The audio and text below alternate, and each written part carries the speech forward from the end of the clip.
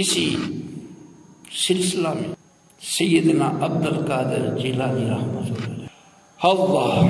اللہ تعالیٰ نے آپ کو وہ عزتوں سے نوازا ہے، وہ شرف عطا فرمایا کہ دنیا میں آپ کی شان کے ڈنکے بج رہے ہیں۔ آپ پر کریم آقا علیہ السلام کے فیض کا یہ عالم کہ آپ پیدا ہوئے بچپن میں، رمضان کا مہینہ آیا، آپ نے دن کو دودھ نہیں پیا، روزہ رکھا۔ اتباع کا یہ عالم جن کا بچپن بھی ممتاز، باقی بچوں سے ممتاز کیا ہے؟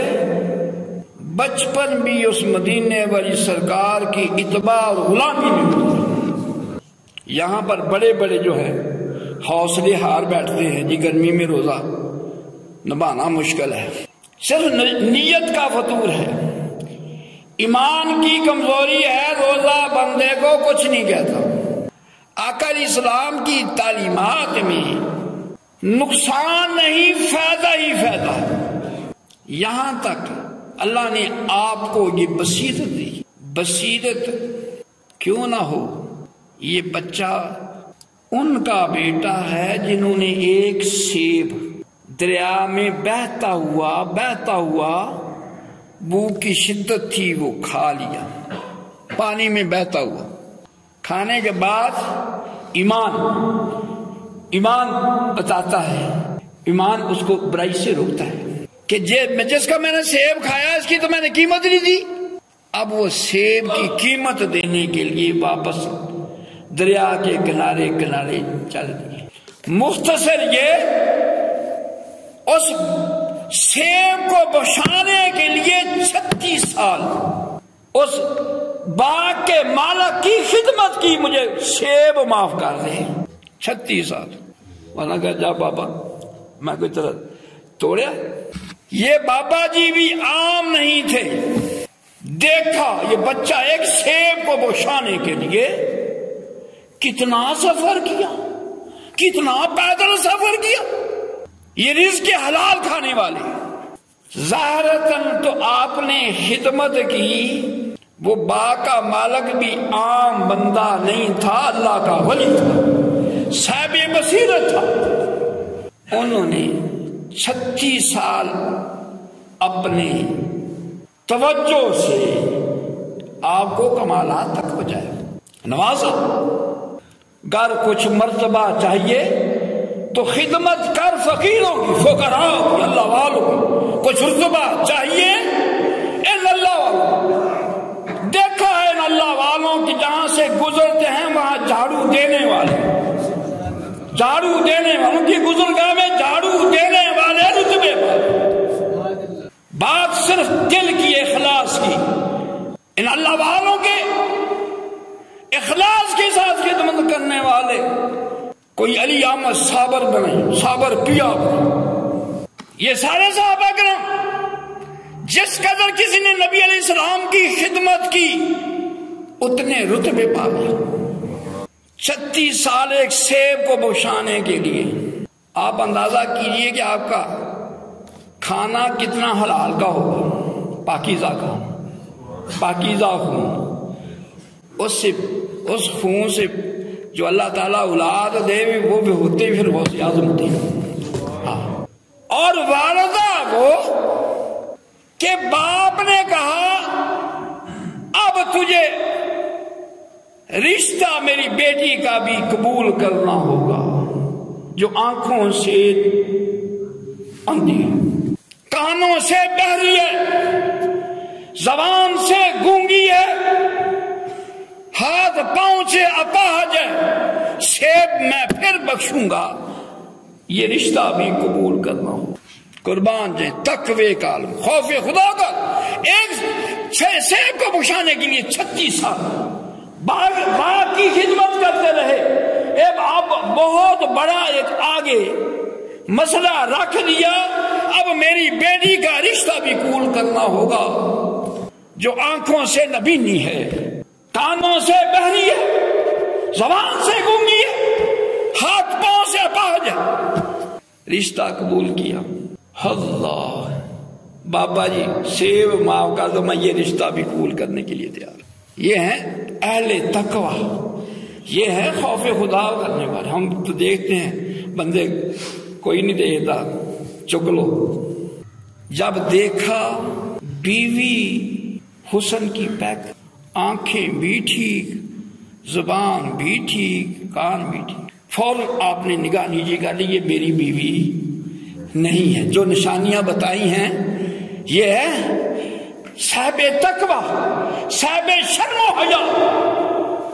مومن کے اندر یہ آقا اسلام کی یہ تعلیمات، مومن کے اندر یہ خصلت شرم و حیا کا پیکر، تقوی اور پرہیزگاری کا پیکر، فوراً نگاہ نیچی کر لی، یہ میری بیوی نہیں۔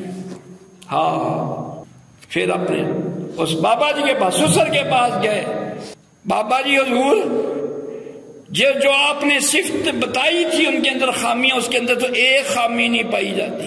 بابا جی نے پھر وضاحت فرمائی، بیٹا یہ نہیں کہ میری بیٹی نابینی ہے، میری بیٹی نے، میری بیٹی کی نگاہ آج تک کسی غیر محرم پر نہیں پڑی، آج تک کسی غیر محرم کو دیکھا تک۔ کانوں سے بہری میں نے اس لیے کہا، اس کے کان میں آج تک کسی غیر محرم کی آواز نہیں پڑی۔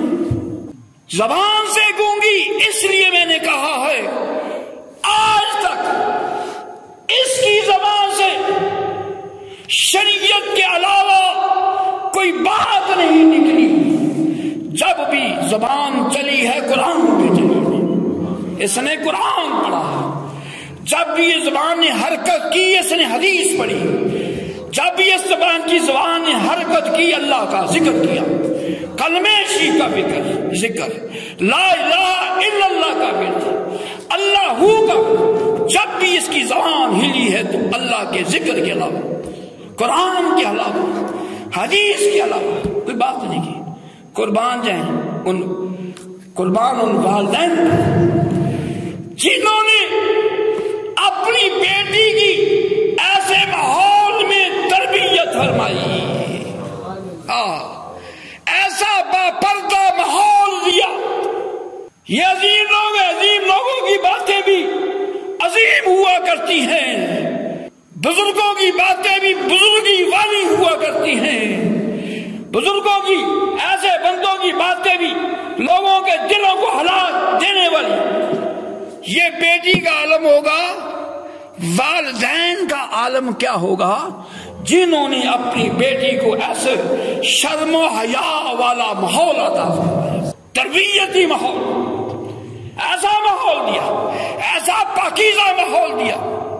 ماں ہے یہ، باپ ہیں جنہوں نے سیب اگانے کے لیے 36 سال خدمت کی، کتنے پیدل چلے سیب کا مالک ڈھونڈنے کے لیے، پیدل سفر کیا دریا کے کنارے کنارے سے، پاکیزہ حلال کی روزی۔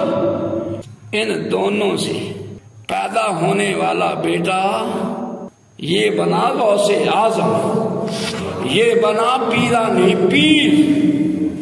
غوث پاک کے ماننے والے ہوں تو روزے رکھیں نا، ہے جی غوث پاک نعرے مارتا پھرتا کو روزے نہ رکھے، روزہ کچھ نہیں کہتا۔ اللہ ایمان اندر قائم ہو، اندر قائم ہو۔ پھر یہی بچہ ماں نے علم دین حاصل کرنے کے لیے بیچا، 40 دینار قمیض کے ساتھ سی دیے، بیٹا اس سے اپنی جو ہے تعلیمات پوری کرنا، جو اب کے اخراجات پورے کرنا۔ اس وقت لوگ قافلوں کے ساتھ سفر کرتے تھے، قافلہ جا رہا تھا، قافلے کے ساتھ آپ روانہ ہوئے، یہاں تک کہ قافلے والوں کو رستے میں ڈاکوؤں نے لوٹ لیا، سارے قافلے کو ڈاکوؤں نے لوٹ لیا۔ یہ تو باتیں ہیں بچپن کی میں سنا رہا ہوں۔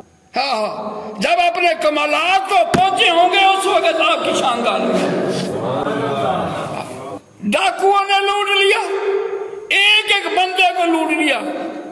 کی عمر چھوٹی تھی.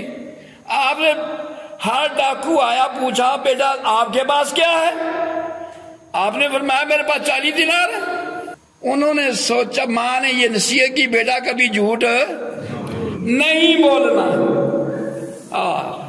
پھر اولاد بھی، جس اولاد کو رزق حلال کھلایا ہوتا ہے وہ اولاد بھی والدین کی بات کا حکم کا پیرا دیتی ہے، فرما بردار ہوا کرتی ہے، ادب والی ہوا کرتی ہے، تابع دار ہوا کرتی ہے.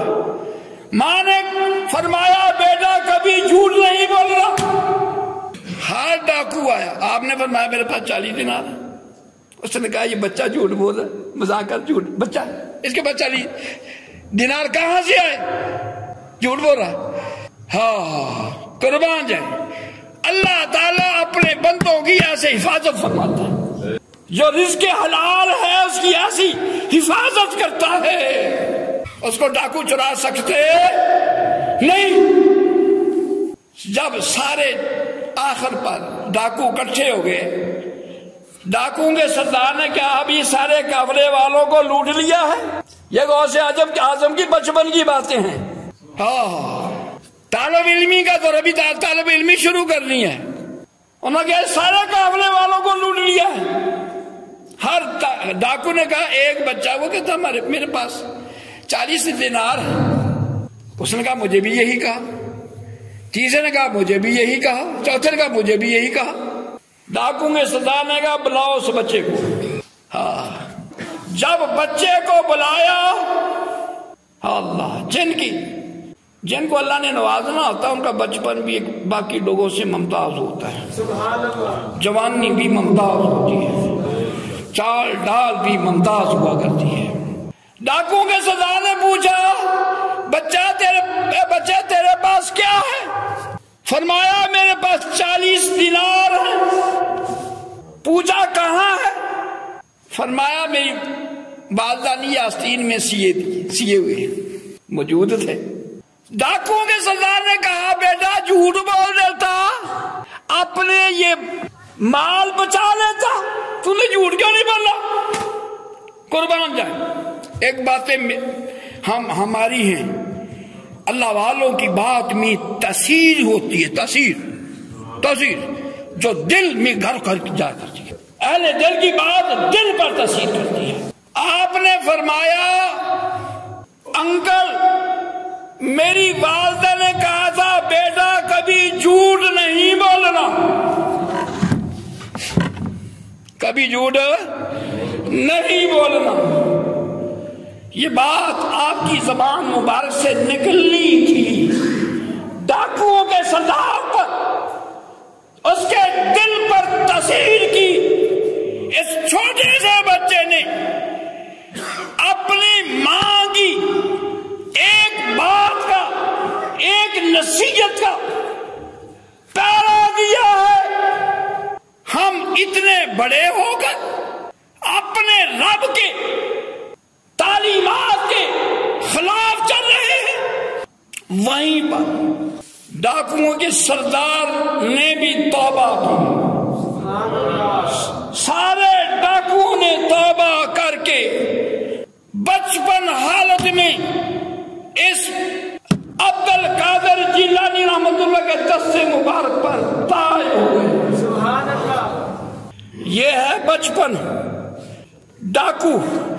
ڈاکو نہیں، ڈاکوؤں کا سردار آپ کے ہاتھ پر طائب ہو رہا ہے.